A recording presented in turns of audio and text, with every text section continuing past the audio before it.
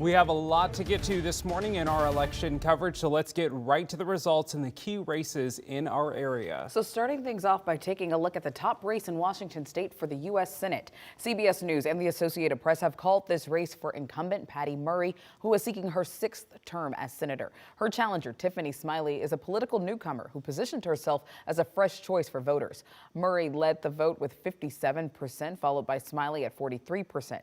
Now last night, Murray spoke to supporters saying that there is still more work to do in Washington. We got our work to do.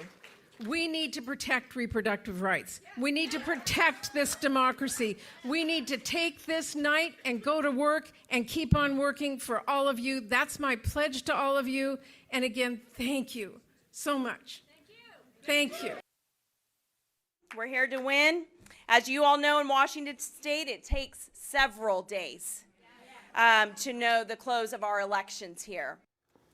Moving on now to the race for the U.S. Senate in Idaho. CBS and the AP calling this one for incumbent Mike Crapo. Crapo leads with 60% of the vote, followed by David Roth with 29%. Now taking a look at the race for Washington's 5th congressional district. The Associated Press has called this race for incumbent Kathy McMorris Rogers. McMorris Rogers ran for her 10th term. Her opponent was newcomer Natasha Hill, who actually grew up in Spokane. McMorris Rogers got 59% of the vote, with Hill getting 41%. Both candidates took to the stage after the results came in.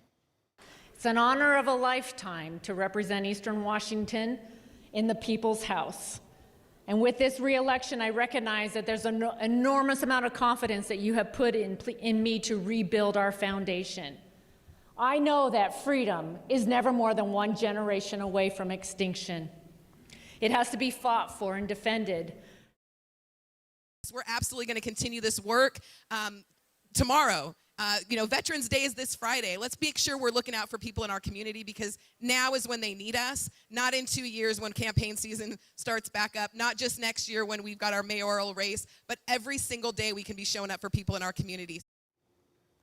In the race for Washington's 4th district, incumbent Dan Newhouse leading over Yakima businessman Doug White.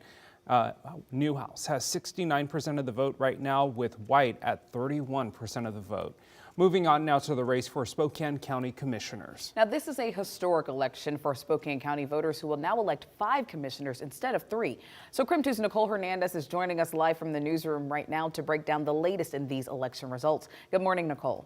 Good morning, Tim Channing. So this here is what the new district map looks like now. Again, this year is the first time Spokane County residents have voted for 5 district commissioners. Before this, it had only been 3. So let's get straight to some of those races. First up, District 1, Democrat Chris Jordan is leading over Kim Please. You can see with 56% of the vote versus 44% for Please. Moving on to District 2, it's Republican candidate Michael Cathcart against Democratic candidate Amber Waldriff. You can see Waldriff leading there with 56% of the vote to Michael Cathcart's 44%. Those first 2 districts have Democrats leading the vote right now. This would be the first time in 12 years that residents voted Democrats onto the county council. Moving on to District 3 now, Josh Kearns is looking to continue to serve as Spokane County Commissioner. He's up against businessman Wild Bill Schreiner. You can see Kearns has a significant lead in this race with 78% of the vote. That's over 22,000 votes in his name. Next, District 4, incumbent Mary Cooney is looking for re-election. Paul Brian Noble, who's been a pastor in the Inland Northwest for 20 years, is looking to unseat Cooney. Not quite doing it, though, with Cooney at 59% of the votes, with Noble only at 41%. And lastly, District 5, incumbent Republican Al French is looking for re-election. In his way, though, is Maggie Yates, who's running for office for the first time. This here is the closest race we have this morning, with 51% of the votes for French and 49% to Yates. They are just within a couple hundred votes of each other. Spokane County is still counting those ballots and updating results. We will continue tracking the most up-to-date results as they come in. In the newsroom, Nicole Hernandez, KREM 2 News. Well, moving on now to the race for Spokane County Sheriff. Longtime Sheriff Ozzie Knezovich is not seeking re-election after serving for 15 years. Current Undersheriff John Knowles is up against Wade Nelson, who worked for the sheriff's office for more than 20 years. Knowles right now in the lead with 60% of the vote, followed by Nelson with 40% of the vote. After the results started coming in overnight, Sheriff Knezovich gave a farewell speech at the Spokane Republicans watch party.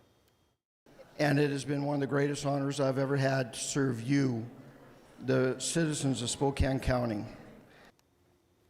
Now to the race for Spokane County prosecutor. Incumbent Larry Haskell is running for his third term as county prosecutor. He's running against former deputy prosecuting attorney for Clallam County, Deb Conklin. Haskell leads with 56% of the vote. Conklin has 44%.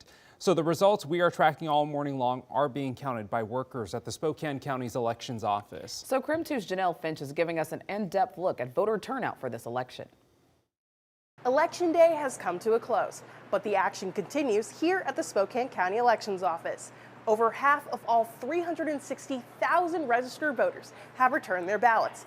And over the course of this week, the Spokane County Elections Office is looking to see that number climb.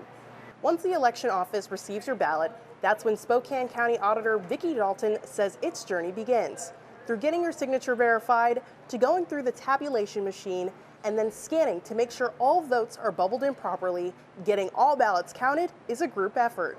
As county auditor for over 20 years, Dalton has been through her fair share of election nights, but even after 20 years, she still sees every election as special.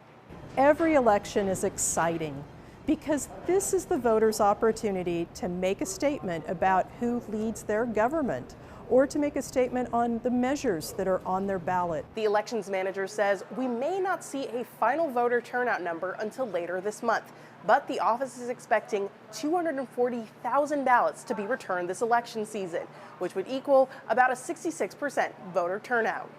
In Spokane, Janelle Finch, KREM 2 News. All right, taking a live look now at the Kootenai County Elections Office this morning. This is a live stream they set up for each election to ensure transparency in their voting system.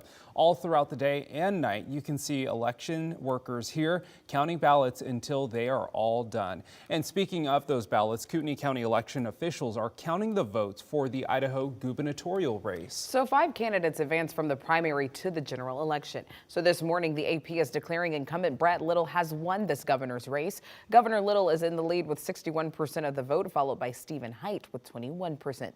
Our station in Boise actually spoke with Little yesterday, who says that it's the people's day and he's glad they supported him.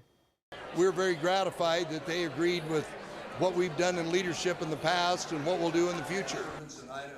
So in the lieutenant governor's race, Idaho House Speaker Scott Bedke is leading the race with 64% of the vote, followed by Terry Pickens' Man Weiler with 31%.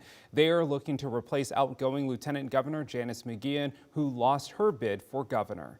Our election coverage does not stop this morning. We will update you all day long as votes continue to be counted. For the latest on all the races we've covered, you can text the word election to the number 509-448-2000. We'll send a link right to your phone.